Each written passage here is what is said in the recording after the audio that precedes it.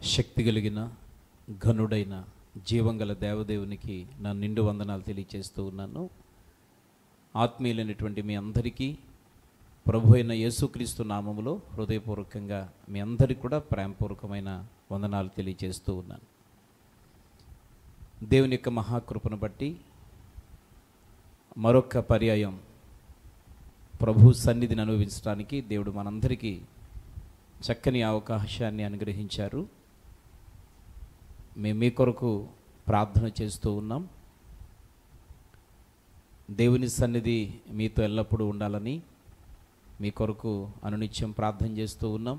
అలాగే ఈ పరిచర్యను మీరు ప్రోత్సహిస్తూ అనేక మందికి పరిచయం చేస్తూ మీరు పొందినటువంటి మేలులను అనుభవాలను కామెంట్స్ రూపంగా తెలియచేస్తూ దేవుణ్ణి గణపరుస్తున్న విధానం బట్టి దేవునికి మహిమ చెల్లిస్తూ మీ అందరికీ నా నిండు కృతజ్ఞతలు తెలియచేస్తున్నాను.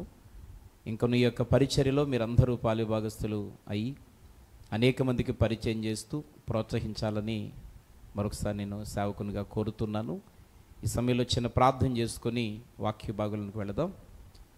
మమ్మల్ని అతి మిక్కిలుగా ప్రేమిస్తున్న జీవంగలిన తండ్రి, నీ పరిశుద్ధమైన నామమును బట్టి కృతజ్ఞతాస్తుతులు తెలియచేస్తూ ఉన్నాం. గతించినటువంటి దినములన్నీ నీ అమూల్యమైనటువంటి రెక్కల చాటున భద్రపరిచి సురక్షితముగా క్షేమముగా కాపాడి ఈ అద్భుతమైనటువంటి సమయంలో మీతో గడుపుటకు సహవాసం చేయుటకు మాకు మా అందరికి ఇచ్చిన ఈ అవకాశమును బట్టి భాగ్యమును బట్టి వందనస్తులమై ఉన్నాం. చేరి వచ్చిన వారిని జ్ఞాపకం చేసుకోండి.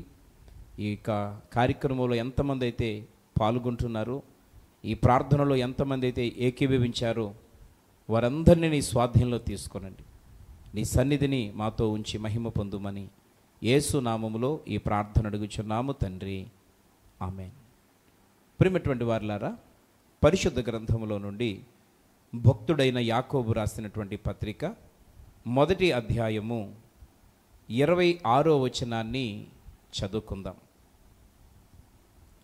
ఎవడైనను నోటికి కళ్ళెము పెట్టుకొనక తన హృదయమును మోసపరుచుకొనుచు భక్తి గలవాడనని అనుకొన ఎడల వాని భక్తి వ్యర్థమే.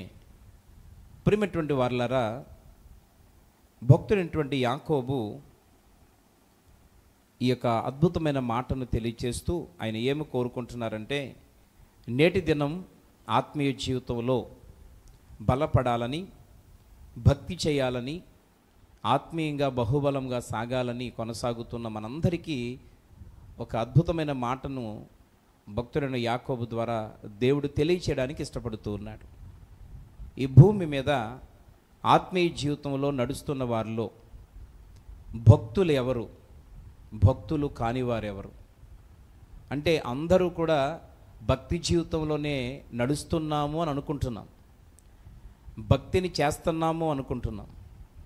కానీ దేవుడు కోరుకునే భక్తి ఏది, దేవుని దృష్టిలో నిజమైనటువంటి భక్తులు ఎవరు అని పరిశీలన చేస్తే ఈ చదవబడినటువంటి వచన భాగంలో ఏమనుందనంటే, ఎవడైనా సరే, వాళ్ళు పురుషులైనా, వాళ్ళు స్త్రీలైనా, వాళ్ళు చిన్నలైనా పెద్దలైనా, ఎవరైనాను నోటికి కళ్ళెము పెట్టుకొనక ఈరోజు తన హృదయమును మోసం చేసుకునేటువంటి వారు ఎంత భక్తిగా ఉన్నామని అనుకున్నా, వారు ఎంత భక్తి చేస్తున్నామని వారు సంతృప్తి చెందినా వారి యొక్క భక్తి వ్యర్థమే అని ఈ యొక్క మాటల్లో మనం చూస్తూ ఉన్నాం. ప్రియమైనటువంటి వారలారా, నోటికి కళ్ళెము పెట్టుకోవడం అంటే ఏంటి, నోటికి కళ్ళెము పెట్టుకోవడం అంటే ఏంటి అని అంటే, ఈరోజు పైకి మనము భక్తి గల వారంగా కనబడతాం, కానీ నిజంగా భక్తులైన వారి యొక్క నోటిలో నుంచి ఆ భక్తితో కూడినటువంటి మాటలు రావాలి, వారి ఆలోచనలు భక్తిగా ఉండాలి, వారి తీసుకునే నిర్ణయాలు భక్తిగా ఉండాలి. కానీ ఈరోజు చాలామంది జీవితంలో ఇది కనబడకపోవడం వలన అదే నోటుతో చేసే ప్రార్థనకు సమాధానం రావడం లేదు, అదే నోటుతో చేసేటువంటి ఆ ప్రార్థనకు, విజ్ఞాపనలకు, ఆ శుభసూచనమైనటువంటి మాటలకు సమాధానం రాకపోవడం గల కారణం ఏంటంటే, ఈరోజు మన నోటిని మనం కాచుకోకపోవడం వల్ల, కళ్ళెము పెట్టుకోకపోవడం వల్ల. ఎందుకనంటే నోటికి కళ్ళెము పెట్టుకున్నవాడు తన యొక్క నోటిని హద్దుల్లో పెట్టుకున్నవాడు నిజంగా దేవునికి ఇష్టడై ఉంటాడు అని యొక్క మాటలో మనం చూస్తూ ఉన్నాం. అయితే ఈరోజు నోటికి కళ్ళెము పెట్టుకోవడం అంటే ఏంటో మరి కొన్ని మాటలు పరిశుద్ధ గ్రంథంలో నుండి మీకు చూపించడానికి నేను ఇష్టపడుతూ ఉన్నాను. ప్రియమైనటువంటి వారలారా, మత్తయి సువార్త 12వ అధ్యాయము 36వ వచనంలో ఈ విధంగా వ్రాయబడి ఉంది. మత్తయి సువార్త 12వ అధ్యాయము 36వ వచనంలో, నేను మీతో చెప్పునదేమనగా, మనుషులు పలుకు వ్యర్థమైన ప్రతి మాటను గూర్చియు విమర్శ దినమున లెక్క చెప్పవలసి ఉండును. అంటే ఈ సందర్భంగా నోటికి కళ్ళెము పెట్టుకొనుట, నోటిని కాచుకొనుట అంటే ఏం చేయాలో ఒక 5 విషయాలు మీ ముందు ఉంచాలని నేను ఇష్టపడుతూ ఉన్నాను. అందులో మొదటిది ఏంటంటే ప్రియులారా, ఈ మత్తయి సువార్త 12:36లో వ్రాయబడిన ప్రకారం వ్యర్థమైన మాటలను పలకకూడదు అని భక్తుడి ద్వారా దేవుడి విషయాన్ని తెలియచేస్తూ ఉన్నాడు. మనుషులు పలికే వ్యర్థమైన ప్రతి మాటను గూర్చి విమర్శ దినమందు మనము లెక్క చెప్పవలసిన వారమై ఉన్నాం. దేవుడు మన నోట్లోంచి వచ్చిన ప్రతి మాటకు ఆ విమర్శ దినమున లెక్క అడుగుతారట. ఆయన ప్రతి మాటను గూర్చి మనము లెక్క చెప్పవలసిన వారమై ఉన్నాం. కనుక మన నోట్లో నుంచి వ్యర్థమైన మాటలు, అనవసరమైన మాటలు, మనకు సంబంధం కాని మాటలు ఈరోజు ఆత్మీయమైనటువంటి మన నోట్లోకి రాకూడదు అనేటువంటిది దేవుని ఉద్దేశం. ఎందుకంటే ప్రియులారా, అదే నోటుతో పరిశుద్ధుడైన దేవునికి స్తుతి ఆరాధన చేస్తూ ఉన్నాం. అదే నోటుతో పరిశుద్ధుడైనటువంటి దేవదేవునికి వందనాలు చెప్తున్నాం, స్తుతులు చెప్తున్నాం, స్తోత్రాలు చెప్తున్నాం. అదే నోటుతో శుభకరమైన ప్రార్థన చేస్తూ ఉన్నాం. అదే నోటుతో ఆత్మ సంబంధమైన కీర్తనలు పాడుతున్నాం. అదే నోటుతో ఆదరణతో కూడిన మాటలు తెలియజేస్తూ ఉన్నాం. అదే నోటుతో ఇతరులు కానీ మన పిల్లలు కానీ పొరపాటు చేసినప్పుడు బుద్ధి చెప్పే మాటలు అదే నోటుతో చెప్తున్నాం. ఈరోజు అదే నోటుతో వ్యర్థమైన మాటలు మాట్లాడడం వలన ఆ నోటిలోంచి వచ్చేటువంటి పరిశుద్ధమైన విలువైన మాటలకు ప్రయోజనము లేదు అనేటువంటిది దేవుని యొక్క ఉద్దేశం. నేటి దినం పిల్లరా, అనేక సంవత్సరాలుగా మనము భక్తి జీవితంలో కొనసాగుతున్నప్పటికీ, అనేక సంవత్సరాలుగా ఆత్మీయులుగా జీవిస్తున్నప్పటికీ, ప్రభువుని తెలుసుకొని రక్షింపబడి ఈరోజు చాలా సంవత్సరాలు గడిచినప్పటికీ నేటికి మన జీవితంలో ఏ విధమైనటువంటి అభివృద్ధిని ఎందుకు పొందుకోలేకపోతున్నామనంటే, ఈ నోటి ద్వారా చేసే ప్రార్థనకు సమాధానం రావడం లేదు అని మనకు అర్థమవుతా ఉంది. నేటి దినం గమనించాలని ప్రభు కోరుతూ ఉన్నాడు. ఈరోజు మన నోట్లోంచి వచ్చే ప్రతి మాటను గూర్చి మనం పరిశీలన చేసుకోవాల్సిన అవసరత ఉంది. చాలా స్పష్టంగా భక్తుని ద్వారా దేవుడు తెలియజేస్తున్న విషయం ఏంటంటే, మీరు పలికే ప్రతి మాటకు దేవుని దగ్గర లెక్క తప్పకుండా చెప్పాలి. ఒక్క అక్షరము కూడా ఎట్టి పరిస్థితిలో మిస్ అవ్వదనేటువంటిది దేవుని ఉద్దేశం. ఒకవేళ ఇంతవరకు వాక్యం వింటున్నటువంటి నా ప్రియులారా, ఒక్కసారి ఆలోచన చేయండి. ఇంతవరకు నువ్వు మాట్లాడిన మాటల్లో ఎన్ని వ్యర్థమైన మాటలు ఉంటే ఉండవచ్చు. ఉదయం లేచిన దగ్గర నుండి నిద్రపోయే వరకు నువ్వు ఫోన్లో మాట్లాడినా, నేరుగా మాట్లాడినా, నీ బంధువులతో మాట్లాడినా, స్నేహితులతో మాట్లాడినా, నీ ఇంట్లో మాట్లాడినా, అందులో ఎన్ని వ్యర్థమైన మాటలు ఉంటున్నాయి.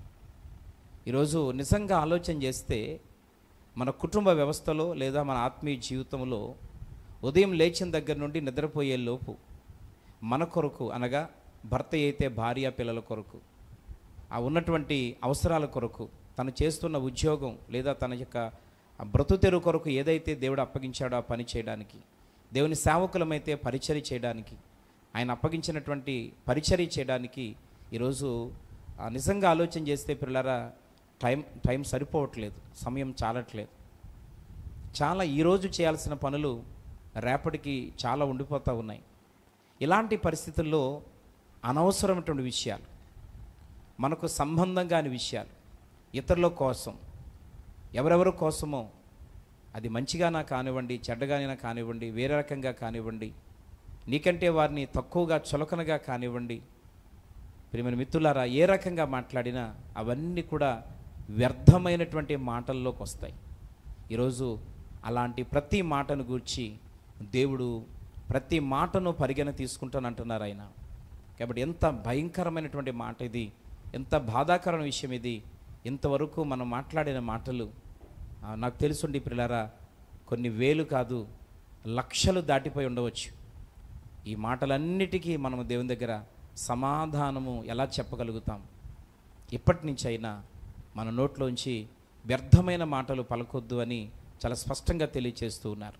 వ్యర్థమైన మాటలు మాట్లాడకుండా ప్రయోజనకరమైనవి, విలువైనవి, ఆత్మ సంబంధమైనవి, ఈరోజు ప్రభువుకి మహిమకరమైనవి, నీకు నీ కుటుంబానికి ప్రజలకు శ్రేయస్కరమైనటువంటి మాటలు మాట్లాడితే ఈ రోజు నుంచి అయినా నీ నోటి ద్వారా వచ్చే ప్రార్థనకు దేవుడు సమాధానం ఇస్తాడు.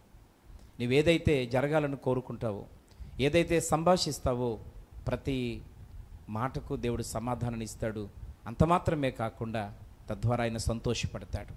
కనుక మన నోటికి కళ్ళెం పెట్టుకొని నిజమైనటువంటి దేవునికి ఇష్టమైనటువంటి నేను భక్తుడని, భక్తురాలని నేను దేవుని చేత ఈరోజు గుర్తింపు పొందాలి అంటే ప్రియులారా, ఖచ్చితంగా వ్యర్థమైనటువంటి మాటలు నీ నోట్లో నుంచి రాకుండా జాగ్రత్తగా కాపాడుకోమని ప్రభు హెచ్చరిక చేస్తూ ఉన్నాడు. పిల్లరా, రెండవ మాటను మనం గమనించినట్లయితే యోహాను సువార్త 3వ అధ్యాయము 34వ వచనంలో ఈ విధంగా వ్రాయబడింది. యోహాను సువార్త 3వ అధ్యాయము 34వ వచనంలో ఈ విధంగా వ్రాయబడింది. దేవుడు సత్యవంతుడును, మాటకు ముద్ర వేసి ఉన్నాడు. ఎలయనగా దేవుడు తాను పంపిన వానికి కొలత లేకుండా ఆత్మను అనుగ్రహించును గనుక ఆయన దేవుని మాటలే పలుకును. పిల్లరా, రెండవది దేవుని మాట మాత్రమే పలకాలి, దేవుని మాటయే పలకాలి. గమనించాలి, ఇక్కడ భక్తుడైనటువంటి యోహాను ప్రభు అయిన యేసుక్రీస్తును గూర్చి ఈ వచన భాగంలో రాస్తూ తండ్రి అయిన దేవుడి చేత పంపబడినటువంటి తన కుమారుడిగా వచ్చిన ప్రభు అయిన యేసుక్రీస్తు ఈ భూమి మీదకు వచ్చి ఏం చేస్తారు అని అంటే, తండ్రి ఏ మాటలైతే చెప్పమని పంపించారో కనుక ఆ తండ్రి అయినటువంటి దేవుని మాటనే ఆయన పలుకుతారు అని సెలవిస్తూ ఉన్నాడు. అంటే రెండవ మాటలో నుంచి మనం నేర్చుకోవాల్సిన విషయం ఏంటంటే ప్రియమైన మిత్రులారా, మన నోటిలో నుంచి దేవుని మాటలే రావాలి. దేవుని గురించినటువంటి మాటలే ఎక్కడైనా పలకాలి, ఆత్మ సంబంధమైనటువంటి మాటలే పలకాలి. ఈరోజు మనం ఒక చోట కూర్చొని ఏమైనా ఒక విషయాన్ని ఆలోచన చేయాల్సి వస్తే, అది ఫోన్లో కానీ, నేరుగా కానీ, బంధువులతో కానీ, స్నేహితులతో కానీ, ఆత్మీయతలతో కానీ నువ్వు కూర్చున్నప్పుడు ప్రియమైన మిత్రులారా, మన నోట్లో నుంచి పొరపాటున కూడా వేరే మాట రావడానికి వీల్లేదు. ఈ వచన భాగం ప్రకారం మనం చూసినట్లయితే మన నోట్లో నుంచి దేవుని మాటలే రావాలి, దేవుని గూర్చినటువంటి పదాలే మన యొక్క నోట్లో నుంచి రావాలి. ఎందుకంటే మన జీవితంలో ప్రభు చేసిన కార్యాలు ఒకటి కాదు, రెండు కాదు. మనము రక్షింపబడినటువంటి నాటి నుండి నేటి వరకు ఈరోజు మన గృహంలో ఉన్న కుటుంబ సభ్యులు ఎందరైతే ఉన్నారో వారందరి జీవితాలలో ఆయా సమయాలలో, ఆయా గడియలలో, ఆపద కాలాలలో, ఇబ్బందులలో దేవుడు అద్భుతాలు చేస్తూనే వచ్చారు. అలాగే మనకు కావలసిన వారిని గురించి మనము సంఘములో చెప్పి దైవజనుల చేత ప్రార్థన చేయించిన సందర్భాలు ఉన్నాయి. ఆత్మీయ బిడ్డలైనటువంటి సంఘస్థుల చేత ప్రార్థించిన సందర్భాలు ఉన్నాయి. ఈరోజు ఒక సమస్య కొరకు అనేక వందల మంది ప్రార్థన చేయగా పొందినటువంటి కార్యాలు ఎన్నో ఉన్నాయి. పిల్లరా, మనము ఖాళీగా ఉన్నప్పుడు లేదా ఒక ఇద్దరు ముగ్గురు ఆత్మీయులు కూర్చొని మాట్లాడుకున్నప్పుడు మన జీవితంలో ఏదైతే ప్రభు చేశాడో, దేవుని యొద్ద నుంచి ఏ కార్యాలైతే మనం పొందుకున్నామో, దేవుని యొద్ద నుంచి ఏ సహాయాన్ని అయితే మనం పొందుకొని ఈరోజు అనుభవిస్తూ ఉన్నామో వాటిని గూర్చే మనము ప్రస్తావిస్తూ ఉండాలి. నిజంగా వాక్యం వింటున్న నా ప్రియ సహోదరి సహోదరుడా, ప్రభువుని సూటిగా నిన్ను ఒక ప్రశ్న వేస్తున్నాడు. నిజంగా నువ్వు అలాగే జీవిస్తున్నావా? నిజంగా నీ ఆత్మీయ జీవితంలో ప్రభువునే గుర్తు చేసుకుంటున్నావా?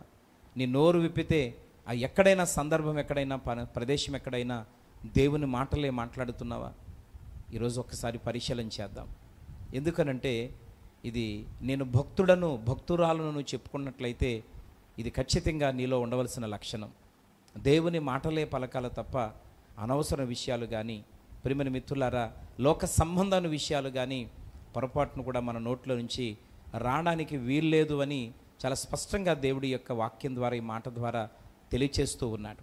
ఒకవేళ అందుకేనేమో దేవుని మాటలు మన నోట్లోంచి రాకపోవడం వలననేమో ఈరోజు మన పరిస్థితులు ఎక్కడ పడితే అక్కడే ఉంటున్నాయి, ఎలా పడితే అలా ఉంటున్నాయి. దానికి కారణం ఏంటంటే నీ నోట్లోంచి ఏ రోజు కూడా దేవుని మాట రావడం లేదేమో, దేవుని గూర్చినటువంటి మాట ప్రస్తావన లేదేమో. ఎక్కడ కూర్చొని మాట్లాడినా లోక సంబంధమైన విషయాలు, వ్యర్థమైన విషయాలు, వాళ్ళ కొరకు వీళ్ళ కొరకు, వాళ్ళు అలాగా వీళ్ళెలాగా, వాళ్ళు అలా చేశారు వీళ్ళు ఎలా చేశారు, ఇదే చెప్తున్నావు. కానీ నీ బ్రతుకంతా, జీవితం అంతా ఒక్కరోజైనా దేవుని గూర్చి ఒక్క మాట చెప్పగలుగుతున్నావా? ఈరోజు నశించిపోతున్న వారు నీ కళ్ళ ముందు కొన్ని వేల మంది, కోట్ల మంది, లక్షల మంది కనబడుతూ ఉన్నారు. ఈరోజు నీ ఇంటిలో చాలామంది రక్షణ పొందకుండా ఉన్నారు. ఈరోజు నీ స్నేహితులు, నీ ప్రాణ స్నేహితులు, నీ శ్రేయాభిలాషులు చాలామంది దేవునికి దూరంగా ఉన్నారు. అనేక మంది చెడు అలవాట్లకు బానిసైపోయి విలువైన జీవితాన్ని చేతులారా నాశనం చేసుకుని పాడు చేసుకుంటున్నారు. ఈరోజు నిజంగా నీకు బాధ్యత ఉంటే, వారి పట్ల నీకు ప్రేమ ఉంటే ప్రభు ఈ సమయంలో మాట్లాడుతున్నాడు. ఏనాడైనా వారికి దేవుని గురించినటువంటి ఒక్క మాట అయినా చెప్పావా? వారు కష్టంలో ఉన్నప్పుడు, హాస్పిటల్లో ఉన్నప్పుడు, మరణపు అంచుల వరకు వెళుతున్నప్పుడు ఏవేవో మాట్లాడుతూ సలహాలు ఇచ్చావు. ఆ హాస్పిటల్, ఈ మందు, అక్కడ ఇక్కడని చెప్పావా? కానీ దేవుని గురించి ఒక్క మాట అయినా చెప్పావా? ఈరోజు ప్రభు సూటిగా నిన్ను ప్రశ్నిస్తున్నాడు. నీ నోటులో కేవలం దేవుని మాటలు మాత్రమే రావాలి, దేవుని మాటయే పలకాలి అని దేవుడు స్పష్టంగా తెలియజేస్తున్నాడు. ప్రియమైనటువంటి వారలారా, ఆ మూడవ మాటను మనం చూసినట్లయితే ఎఫెసీ పత్రిక 5వ అధ్యాయము 18వ వచనంలో ఈ విధంగా వ్రాయబడి ఉంది. ఎఫెసీ పత్రిక 5వ అధ్యాయము 18వ వచనం.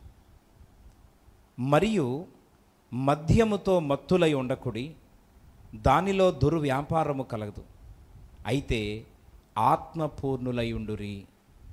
పిల్లరా, మూడవది ఆత్మపూర్ణులమై ఉండాలి. భక్తులైన వారికి ఉండవలసినటువంటి మూడవ లక్షణం ఏంటంటే ఆత్మపూర్ణులై ఉండాలి.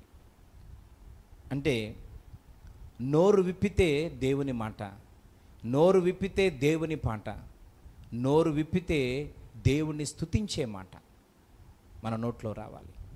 కష్టము కలిగిన ప్రభువును గూర్చినటువంటి మాటే మన నోట్లో నుంచి రావాలి. చాలామంది ఊతపద్ధంగా చిన్న బాధ కలిగితే అమ్మా అనేవాళ్ళు ఉన్నారు.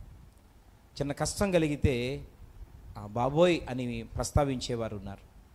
నేటి దినం ఈరోజు నీకు కష్టం కలిగిన, నష్టం కలిగిన, శ్రమ వచ్చిన, లాభం కలిగిన, ఈరోజు ప్రియమైన మిత్రులారా, మన నోట్లో నుంచి రావాల్సినటువంటి మాట దేవుని మాట, దేవుని మాట. ఆత్మపూర్ణుల యొక్క నోటిలో నుంచి ఎప్పుడూ కూడా శుభంతో కూడినటువంటి మాటలే వస్తాయి, కానీ అపశకున మాటలు కానీ, అశుభం కానీ మన నోట్లోంచి రాకూడదు. చాలామందికి అర్థం కానిటువంటి విషయం, ఏదైనా ఒక పనిని ప్రారంభిస్తూనే చాలామంది నోట్లోంచి వచ్చే మాట ఏంటి తెలిసిన? ఇది ఒకవేళ జరగకపోతే, ఒకవేళ ఈ వ్యక్తి బ్రతకకపోతే, నేను ఎంత ప్రయాసపడి అక్కడికి వెళ్ళినా ఆయన సహాయం చేయకపోతే, ఆయన ఒకవేళ అందుబాటులో లేకపోతే, అంటే పిల్లరా, ఇది ఎంత బాధాకరమైన మాట అంటే, ఇంకా మనము ప్రారంభించలేదు, ఇంకా మనం అక్కడికి వెళ్ళలేదు, కానీ మొదలెట్టాలనుకుంటున్నాం, వెళ్ళాలనుకుంటున్నాం, మేలు పొందాలనుకుంటున్నాం, శుభాన్ని చూడాలనుకుంటున్నాం, కానీ ఇంకా మనం ప్రయత్నించకుండానే, ప్రారంభించకుండానే, బయలుదేరకుండానే, అది పూర్తిగా మన చేతిలోకి రాకుండానే, అది జరగకపోతే, తగ్గకపోతే, చనిపోతే, వారు ఇవ్వకపోతే, వారు లేకపోతే, ఇట్లాంటి మాటలు ఆత్మీయుల నోట్లోంచి రాకూడదు.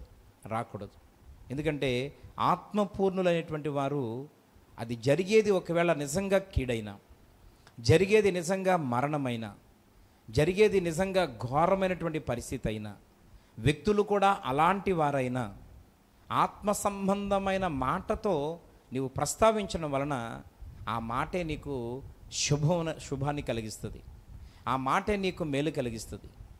ఉదాహరణకు గనురాలైనటువంటి షునేమిరాలు, తనకు కలిగినటువంటి ఆ ఏకైక కుమారుడు చనిపోయాడు. ఆ సందర్భం మనందరికీ ఆయా సందర్భాల్లో విన్నాం మనం. అయితే ప్రియులారా, ఒక దినాన ఆ బాబు మధ్యాహ్నం వేళ తన తల్లి తొడ మీద పడుకొని చనిపోయినట్లుగా మనం వాక్యంలో చూస్తాం. అయితే ఆ షూనేమిరాలటువంటి గనురాలు తన ఇంటి మీద దైవజనుని కొరకు, ఎలీషా కొరకు ఒక చక్కని ఆ గదిని నిర్మించినట్లుగా మనం చూస్తూ ఉన్నాం. అయితే ఆ గదిలో చనిపోయిన బిడ్డను పడుండో పెట్టి వెంటనే గాడిదను తీసుకొని, గాడిద మీద వెక్కి పనివాడిని తీసుకొని దైవజనుని యొద్దకు వెళ్ళిపోయింది. అప్పుడు దైవజనుడు ఎలీషా తన దాసుడనే గెహాజీతో మాట అంటున్నాడు, మనల్ని ఎంతగానో ప్రేమించే షూనేమిరాలు ఆ ముఖమంతా చాలా వికారంగా ఉంది, బాధగా ఉంది. ఆమెకు ఎదుర్కొంటా వెళ్ళి నీవును నీ బిడ్డ క్షేమంగా ఉన్నారా కనుక్కోమని చెప్పినప్పుడు గెహాజీ ఎదురుగా వచ్చి షూనేమిరాలు అడుగుతున్నాడు, అమ్మా మీరు మీ బిడ్డ మీరందరూ క్షేమముగా ఉన్నారా? అప్పుడు ఆ తల్లి చెప్పిన సమాధానం ఏంటంటే, మేము క్షేమముగానే ఉన్నాం. కానీ వాస్తవానికి ప్రియులారా, తనకు కలిగినటువంటి ఏకైక కుమారుణ్ణి ఆమె కోల్పోయింది. తనకు కలిగినటువంటి ఆ యవనస్తుడైనటువంటి ఒక్క కొడుకు ఆయన చనిపోయాడు. కానీ ఆమె చెప్తున్న మాట్లాడు తెలిసిన, మీరు బాగున్నారా, క్షేమముగా ఉన్నారా అంటే, నా కుమారుడు నేను కూడా క్షేమముగానే ఉన్నాం. ఒక అద్భుతమైన మాట ఏంటో తెలిసిన, ఆత్మ సంబంధమైన ఆత్మపూరితమైనటువంటి ఆ శుభంతో కూడినటువంటి మాటయే వారి క్షేమానికి కారణమైంది. చనిపోయిన తన కుమారుడు బ్రతికి సజీవుడవడానికి కారణమైంది. అప్పటికే బిడ్డ చనిపోయాడు, కానీ ఆమె ఆత్మీయరాలు గనుక, ఆత్మ సంబంధమైనటువంటి మాటలు మాట్లాడే, శుభంతో మాట్లాడే చక్కని సహోదరి గనుక, ప్రియమైన మిత్రులారా, ఆ మాటయే ఆ బిడ్డ యొక్క సజీవానికి, వారి క్షేమానికి కారణమైంది. ఈరోజు నేటి దినం మన జీవితాలలో కూడా మనం ఎలా మాట్లాడుతున్నాం. ఇంకా కొంతమంది మరణించకుండానే డాక్టర్లు చెప్పిన మాటను బట్టో, లేదా ఆ భౌతికమైనటువంటి శరీర తత్వాన్ని బట్టో, పరిస్థితులను బట్టో మనమే అనేస్తున్నాం, ఆయన చనిపోతాడు లేదా ఆమె చనిపోద్ది అని. కొంతమంది పిల్లరా, మనకేదైనా ఇవ్వాల్సి వస్తే వారి యొక్క వైఖరిని బట్టి ఇంకా ఇవ్వరు వాళ్ళు, ఇంకా మనం పోగొట్టుకున్నట్లే. లేదు. ఈరోజు ప్రభు నీతో సూటిగా మాట్లాడుతున్నాడు. నీవు ఆత్మపూర్ణులై మనం ఉన్నట్లయితే, నిజంగా ఆత్మ సంబంధమైనటువంటి విధంగా మనం నడుస్తున్నట్లయితే, ఖచ్చితంగా ఆత్మ సంబంధమైన మాటలే మన నోట్లో నుంచి రావాలి. ఎందుకనంటే చాలామంది ఆత్మీయులుగా పైకి కనబడతారు, చాలామంది ఆత్మీయులుగా నటించే ప్రయత్నం చేస్తారు. ప్రియమైన మిత్రులారా, వారు ఇంటికి వెళ్ళినప్పుడు, బయటకు వచ్చినప్పుడు, లేకపోతే మందిరము దాటి బయటికి వెళ్ళినప్పుడు, లేకపోతే ఆదివారము ఆ ప్రార్థనా గడియలలో తప్ప మిగతా సమయాలలో ప్రియులారా బయటికి వెళ్ళినప్పుడు వారి యొక్క మాటలు, వారి యొక్క ప్రవర్తన, వారి యొక్క విధి విధానాలు చాలా దేవుణ్ణి బాధ కలిగించే విధంగా నేటి దినం కనబడుతూ ఉన్నాయి. ఈరోజు మరికొంతమంది ప్రియమైన మిత్రులారా, సందర్భాన్ని బట్టి మాట్లాడకుండా ఏదైనా ఒక్క మాట ఏ కారణం చేతనైనా ప్రస్తావించాల్సి వచ్చినప్పుడు, మాట్లాడాల్సి వచ్చినప్పుడు ఆ ఒక్క మాటను పట్టుకొని ఏవేవో లోక సంబంధమైన మాటలను దాంట్లో కలుపుకుంటూ రెచ్చిపోయి విచ్చలవిడిగా మాట్లాడేవాళ్ళు చాలామంది ఉన్నారు. ప్రియమైన మిత్రులారా, ఆ మాట్లాడిన ఒక్క మాటకు ఎవరైనా నవ్వినా, చప్పట్లు కొట్టినా, లేకపోతే ఎంకరేజ్ చేసినట్లుగా ఒకరిద్దరు నవ్వినట్టుగా మాట్లాడినా, ఇంకంతే. ఆ టైంలో ఏం మాట్లాడుతున్నారో, ఎన్ని మాటలు మాట్లాడుతున్నారో, ఎవరెవరిని మాట్లాడుతున్నారో ఆలోచించకుండా నోరు జారిపోయే వాళ్ళు చాలామంది ఉన్నారు. ఆ నోట్లోంచి వచ్చిన మాటల వలన ఎవరు బాధపడుతున్నారు? ఈ మాట ఎవరినైనా నొప్పి కలిగిస్తుందా? ఏ వర్గం వారినైనా, ఏ కుటుంబ వ్యవస్థలో వారి యొక్క కుటుంబ పరిస్థితిని బట్టి వారు దీనులా, ఉన్నత స్థితిలో ఉన్నవారా? ఒకవేళ నీ నోరు జారిన మాట నిజంగా వారి జీవితానికి ఒకవేళ కొన్నిసార్లు సెట్ అయినటువంటి పరిస్థితులు కొన్నిసార్లు ఉంటాయి. అలాంటి వారిగా జీవించే వాళ్ళు కొంతమంది ఉంటారు. అలాంటి పరిస్థితుల్లో నీ మాట వలన వారి హృదయం గాయమైపోద్ది. అంత మాత్రమే కాకుండా నీవు అక్కడ మాట్లాడినప్పుడు ఒకవేళ పరిస్థితులను బట్టి నీవు గొప్పగా ఫీల్ అవ్వచ్చు, కానీ తర్వాత ఇతరుల దృష్టిలో నీవు పూర్తిగా చులకనైపోతావు, పూర్తిగా నువ్వు తక్కువైపోతావు. రెండోది, నీ క్యారెక్టరు, నీ యొక్క మాట్లాడే విధానం అంత దారుణంగా ఉంటుందని నీకు ఒక మచ్చ వేసేస్తారు. కాబట్టి ఈరోజు ఆ విధమైనటువంటి పద్ధతి సరైంది కాదు అనేటువంటిది దేవుని యొక్క ఉద్దేశం. ఈ మాటలు ఎందుకు కొంచెం కఠినంగా ఉన్నప్పటికీ ప్రభువు మనతో సూటిగా మాట్లాడుతున్నాడు తెలిసిన, ఈరోజు నిజమైనటువంటి భక్తులైన వారే దేవునికి ఇష్టలుగా ఉండగలరు. వారు మాత్రమే మోక్షానికి వెళ్ళగలరు. వారు చేసిన ప్రార్థనకు మాత్రమే సమాధానాన్ని వారు పొందుకోగలరు. కనుక ప్రియమైనటువంటి స్నేహితులారా, ఇది చాలా ప్రాముఖ్యమైనది గనుక మూడవ లక్షణం ఏంటి అని అంటే ఆత్మపూర్ణులమై ఖచ్చితంగా ఉండాలని ఈ సందర్భంగా పరిశుద్ధాత్మ దేవుడు తెలియజేస్తూ ఉన్నాడు. ఇక ప్రియమైనటువంటి వారలారా, నాలుగవ మాటను మనం చూసినట్లయితే కొలస్సీలకు రాసినటువంటి పత్రిక 4వ అధ్యాయము 6వ వచనాన్ని చదువుకుందాం. కొలస్సీలకు రాసిన పత్రిక 4వ అధ్యాయము 6వ వచనం. ప్రతి మనుష్యునికి ఎలాగూ ప్రత్యుత్తరం ఇయ్యవలెనో అది మీరు తెలుసుకొనుటకై మీ సంభాషణ ఉప్పు వేసినట్టు ఎల్లప్పుడూ రుచికలదిగాను కృపాసహితముగాను ఉండనీయుడి. ప్రియమైనటువంటి వారలారా, 4వ లక్షణం ఏంటి అని అంటే మన మాటలు రుచికరంగా ఉండాలి. చాలామంది మాటలలో సారము లేని మాటలు మాట్లాడతారు, ప్రయోజనము లేని మాటలు మాట్లాడతారు. కొంతమంది వారు మాట్లాడే మాటలు మనం నిజంగా గమనిస్తూ ఉన్నప్పుడు ఒక్క మాట కూడా పనవ్వదండి.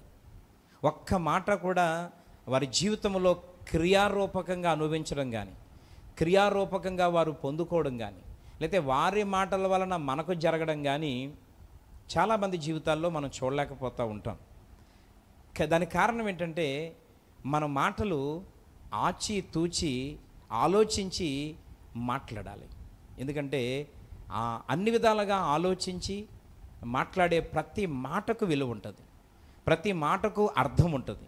ఆ మాట వలన ప్రయోజనము ఉంటుంది. కాబట్టి ఇక్కడ చాలా స్పష్టంగా వ్రాయబడిన మాట ఏంటంటే ప్రతి మనుష్యునికి ఎలాగ మనము సమాధానము చెప్పవలనో అది మీరు తెలుసుకోవాలని మీ సంభాషణ ఎల్లప్పుడూ కూడా ఉప్పు వేసినట్లుగా ఉండాలి. దానివలన అది రుచికరంగా ఉండాలి, కృపాసహితంగా ఉండాలి. అంటే ఆ మాట వలన ఖచ్చితంగా ఫలితం ఉండాలి. ఆ విధమైనటువంటి మాటలు ఈరోజు మనం మాట్లాడగలగాలి. చాలాసార్లు ప్రియమైనటువంటి మిత్రులారా, మాటలే తప్ప కొంతమంది జీవితాల్లో ఏమీ కనబడవండి. కొంతమంది నోట్లోంచి వాగ్దానాలే తప్ప ఆ వాగ్దానాలు నెరవేర్చేటువంటి పరిస్థితులు ఉండవు. వాగ్దానం మీద వాగ్దానం, సంవత్సరాలు నడుస్తూ ఉండే కొలది, నెలలు గడిచే కొద్దీ వాగ్దానాలే. దేవుడి దగ్గర వాగ్దానాలే, ఈరోజు మనుషుల దగ్గర వాగ్దానాలే, మందిరములోనూ వాగ్దానాలే, సేవకుని దగ్గర వాగ్దానాలే, బంధువుల దగ్గర వాగ్దానాలే, చివరికి నీ సొంత ఇంటిలో ఉన్న కుటుంబ సభ్యుల దగ్గర కూడా వాగ్దానాలే. పిల్లరా, ఆ మాట ఏ మాట అయినా సరే ఎలాగుండాలనంటే రుచికరంగా ఉండాలి. పిల్లరా, ప్రభు అయిన యేసుక్రీస్తు వారు కూడా ఆయన శిలువ మరణం పొందే ముందు అటు పిలాతైనా హేరోదైనా ఆయనను రకరకాల ప్రశ్నలు వేస్తూ ఉన్నప్పుడు, ఏదో విధంగా మిమ్మల్ని తప్పించాలనుకుంటున్నాం మేము అని మాట్లాడుతున్నప్పుడు ఎన్ని మాటలు మాట్లాడినా చివరికి యూదుల రాజువు నీవేనా అని అడిగితే ఆయన నేనే రాజును, నేనే సమస్తము అని ఎక్కువ మాట్లాడలేదు. కానీ వాళ్ళు 100 మాటలు మాట్లాడితే ఆయన సింపుల్గా ఒకే ఒక మాట, నీవన్నట్టే అనే మాట చెప్పాడు. అంటే ప్రియమైన మిత్రులారా, మనము మాట్లాడే ప్రతి మాట ఎంత తక్కువగా మాట్లాడితే అంత మంచిది. ఆ తక్కువ మాట కూడా ఎలాంటిదై ఉండాలనంటే రుచికరమైన మాట, శ్రేయస్కరమైన మాట, ఆత్మ సంబంధమైన మాట. ఆ మాటకు ప్రయోజనం ఉండాలి, ఆ మాటకు ఫలితం ఉండాలి. ఏ మాట అయితే మాట్లాడావో మాటకు తగినటువంటి పని ఉండాలి, మాటకు తగినటువంటి అక్కడ క్రియ ఉండాలి. అలాంటి మాటలు నేటి దినం మనం మాట్లాడకపోతే మనము భక్తులము కాదు అని చాలా స్పష్టంగా దేవుడి యొక్క 4వ మాట ద్వారా తెలియచేస్తూ ఉన్నాడు. కొన్నిసార్లు చూడండి, ఈ మాటను మనం ఆలోచించినప్పుడు మనకు నిజమే అనిపిస్తుంది. మనము అక్కడికి వెళ్ళి మాట్లాడకుండా ఉన్నంత వరకు, ముందు వేరు మాట్లాడిన సందర్భాల్లో ఆ పనంతా అయిపోయినట్లుగా అనిపిస్తుంది. ఇక ఫైనల్కి వచ్చేద్ది అనుకున్నప్పుడు నువ్వు వెళ్ళి మాట్లాడగానే మొత్తం చెడిపోతూ ఉంటుంది. ఇలాంటి సన్నివేశాలు కొన్నిసార్లు నువ్వే కాకపోవచ్చు, కొన్నిసార్లు వేరు వారు కావచ్చు. వాళ్ళొచ్చి ఒక మాట మాట్లాడిన తర్వాత సమస్య పెద్దదైపోవచ్చు, లేకపోతే అయిపోయిందనుకున్న కార్యం మరలా అవ్వకుండా ఆగిపోవచ్చు. దీనికి కారణం ఏంటంటే, మనం అనుకుంటూ ఉంటాం ఆ ఒక్క మాట ఆ వ్యక్తి వచ్చి మాట్లాడకపోతే బాగున్ను అని. అంటే దాన్ని బట్టి మనకేమర్థం అవుతుంది అని అంటే, ఆ మాటలలో రుచి లేదు, ఆ మాటలో శక్తి లేదు, ఆ మాటలో ప్రయోజనం లేదు. కనుకనే ఆ మాట మాట్లాడడం వలన జరగాల్సిన పని కూడా ఆగిపోయిందని మనకు అర్థమవుతా ఉంది. నేటి దినం ప్రియమైన మిత్రులారా, మన ఇంటిలో అలాగ మనము మన వల్ల నష్టం కలుగుతుందని మనం అర్థమైనప్పుడు మనం మాట్లాడకుండా మౌనంగా ఉండడం చాలా మంచిది, చాలా మంచిది. ఎందుకంటే రుచికరమైనటువంటి మాటలు ఈరోజు వాక్యములో నుండి దొరుకుతాయి. రుచికరమైన మాటలు ఆత్మీయతలోనే దొరుకుతాయి. రుచికరమైన మాటలు దేవుని సన్నిధిలోనే దొరుకుతాయి. ఒకవేళ ఇంతవరకు మనం మాట్లాడే మాట ఇతరులకు నచ్చట్లేదా? మన మాట వలన ఏ ఫలితము రావడం లేదా? ఈరోజు మనం మాట్లాడితే అది మంచిగా మాట్లాడినా అక్కడ గొడవగా పరిస్థితి మారిపోతుందా అని అంటే, నీలో ఆత్మీయత లోపించింది అని తెలుసుకోవాలి. ఆత్మ సంబంధమైన మాటలు నీలో లేవని అర్థమవుతా ఉంది. కనుక నేటి దినం ఈరోజు భక్తులు అని పిలువబడాలనంటే ఉండవలసినటువంటి 4వ లక్షణము, నీ మాట రుచికరంగా ఉండాలి. ఇక చివరిగా ప్రియమైన మిత్రులారా, హెబ్రీ పత్రికలో 12వ అధ్యాయము 14వ వచనంలో ఉన్నటువంటి మాటను మనం చూద్దాం. హెబ్రీ పత్రిక 12వ అధ్యాయము 14వ వచనం. అందరితో సమాధానమును పరిశుద్ధతయు కలిగి ఉండుటకు ప్రయత్నించుడి, పరిశుద్ధత లేకుండా ఎవడును ప్రభువుని చూడడు.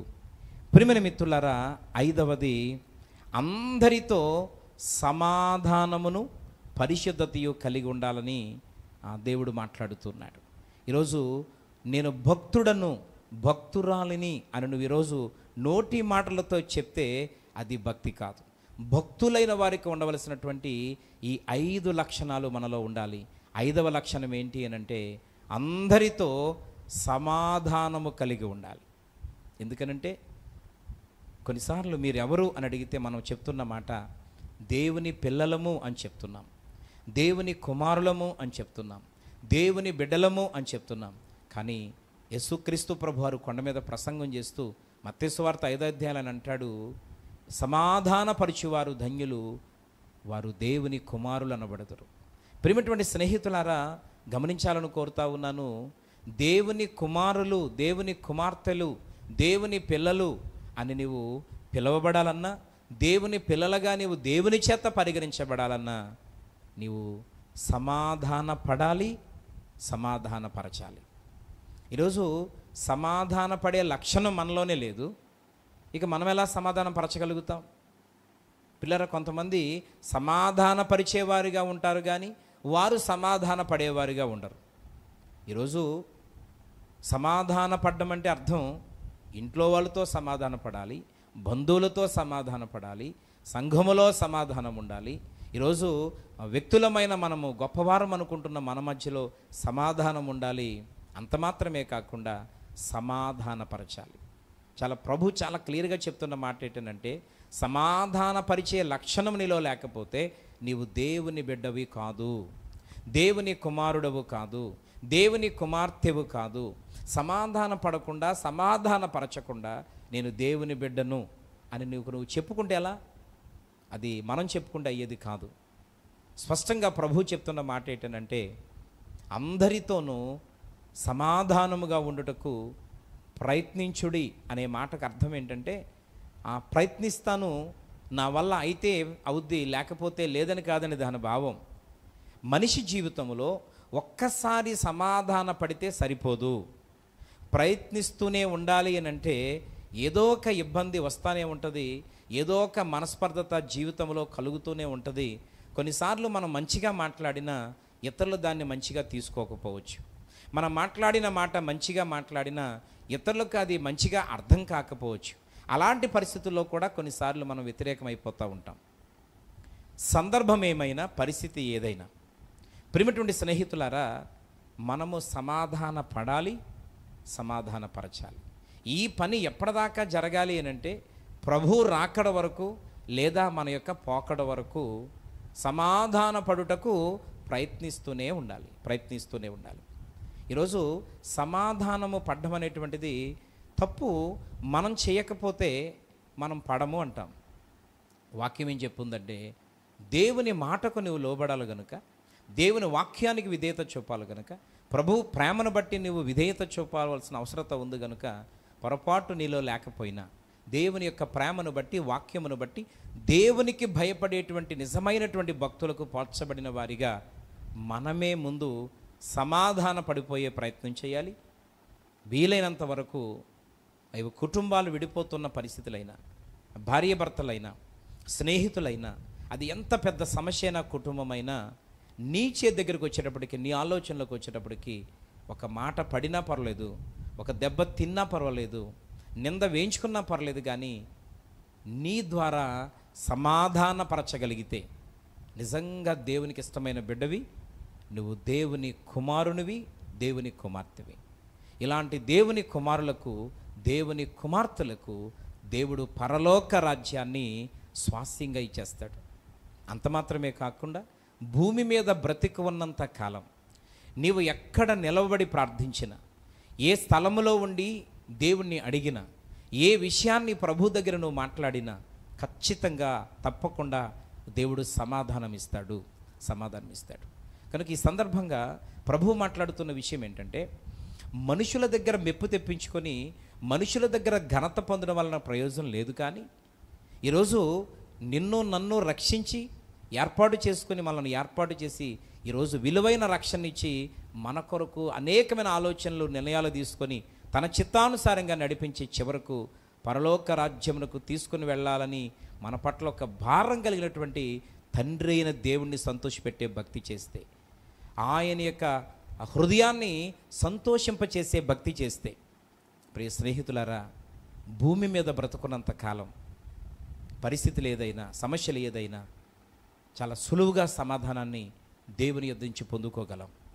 రెండవది, ఈరోజైనా రేపైనా మన జీవిత యాత్ర ముగిసిన తర్వాత ఏ విధమైన ఇబ్బంది లేకుండా, కష్టం లేకుండా నేరుగా దేవుని సన్నిధికి చేర్చబడతాం.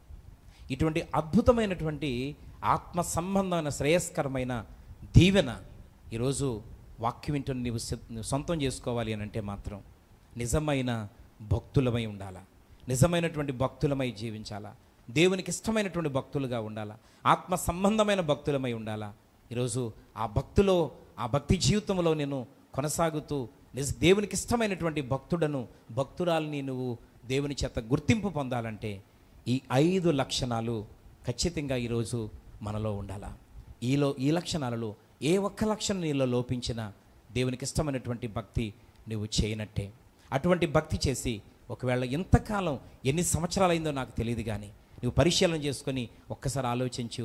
ఇక మీదట కూడా ఎన్ని సంవత్సరాలు భక్తి చేసినా అది బూడిదలో పోసిన పన్నీరుగా మారిపోద్ది. భక్తి అంతా వ్యర్థమైపోద్ది. చివరకు నరకమునకు వెళ్ళిపోతాం. భూమి మీద కూడా నువ్వు అనుకున్నది ఏది నీ జీవితంలో సాధించలేవు. దినదినము బలహీనమైపోవడమే తప్ప ఆత్మీయంగా ఎదగలేవు. ఏ కార్యాన్ని నువ్వు సొంతం చేసుకోలేవు. కనుక దేవునికి ఇష్టమైనటువంటి భక్తులుగా జీవించినట్లుగా ఈ యొక్క మంచి తీర్మానం తీసుకొని వాక్యానుసారంగా జీవిద్దాం. దేవుడి యొక్క అద్భుతమైన మాటలు మనందరి వినికిళ్ళు ఆయన దీవించి ఆశీర్వదించునుగాక. ఆమెన్. అందరూ తల్ల వంచి ప్రార్థనలో ఏకీవించండి. నేను మీ కొరకు ప్రార్థన చేయబోతున్నాను. అలాగే ఈ అద్భుతమైన మాటలను బట్టి మీ జీవితంలో ఒక తీర్మానం, ఒక మార్పు తీసుకుంటూ ఈ 5 లక్షణాలు కలిగి ఉండడానికి ఒక నిర్ణయం తీసుకుంటూ ప్రార్థన చేస్తూ ఈ ప్రార్థనలో ఏకీవించండి. మమ్మల్ని మిక్కిలిగా ప్రేమిస్తున్న జీవం కలిగిన తండ్రి, నీ పరిశుద్ధమైన శ్రేష్టమైన నామమును బట్టి స్తుతులు చెల్లిస్తున్నాం. ఈ అద్భుతమైన సమయంలో ఇంతవరకు నీ వాక్యములో నుండి శ్రేష్టమైన విషయాలు, ప్రాముఖ్యమైన విషయాలు, నిజమైనటువంటి భక్తులకు పోల్చబడిన తండ్రి అనేకమైన సంగతులు నీ వాక్యములో నుండి నాతో మందరితో మీరు మాట్లాడారు. విత్తబడిన వాక్యమును ఫలింప చేయమని ప్రార్థన చేస్తూ ఉన్నాను. ఈ ప్రార్థనలో ఎందరైతే ఏకీభవించి ఈ వాక్యమును శ్రద్ధగా విని ఈ రోజే నేను ఇంతవరకు భక్తురాల్ని నేను అనుకుంటున్నాను, కానీ నిజంగా నా తండ్రి అయిన దేవునికి ఇష్టమైనటువంటి భక్తిని నేను చేయలేకపోతున్నానని అయ్యా నీ సన్నిధిలో లోబడి సరిచేసుకోవాలనే మనసుతో పశ్చాత్తాపంతో కూడిన ప్రార్థన చేస్తూ ప్రభా నీ సన్నిధిలో ఏకీవిస్తున్న ప్రతి బిడ్డను మీరు జ్ఞాపకం చేసుకోండి. నాయనా నీకు వందనాలు. ఇదిగో తండ్రి, భక్తులైన వారికి ఉండవలసిన ఈ 5 లక్షణాలు మేము విన్నాం.